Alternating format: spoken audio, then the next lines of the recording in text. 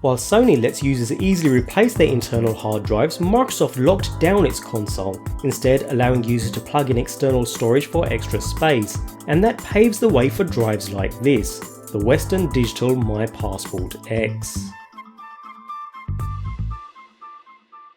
Western Digital are no new players when it comes to hard disk drives, with a large array of drives to suit any user from home through to business and up to the professionals squeezing the best out of their systems. Western Digital have a drive to suit. And when it comes to console gamers, Xbox One in particular, where the internal drive cannot be upgraded, considering games can be as large as 30GB or more, speedy external drives like this My Passport X allow gamers to store around 50 games directly onto its 2TB of capacity.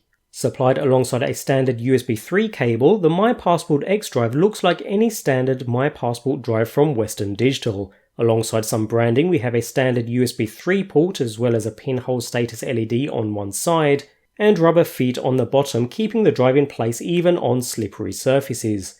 The drive gets all its power through the USB port directly from its host, so there's no need for any other external power source. Of course, there's nothing stopping you from plugging in any number of regular external drives to the Xbox One for additional storage space, like this My Passport Ultra, and in most cases that's probably going to be the cheaper option. Although while many drives can work with the Xbox One, the My Passport X is designed to match the console's gaming aesthetic as well as guaranteeing compatibility.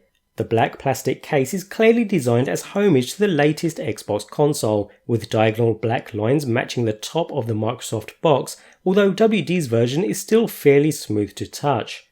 It'll look perfect next to the console and adds 2TB of capacity for game storage. Then again, on the flip side, it'll probably be plugged into the back of your console and forgotten about, so unless you have an open desk with your console on display and want a drive to match, it may not make much sense.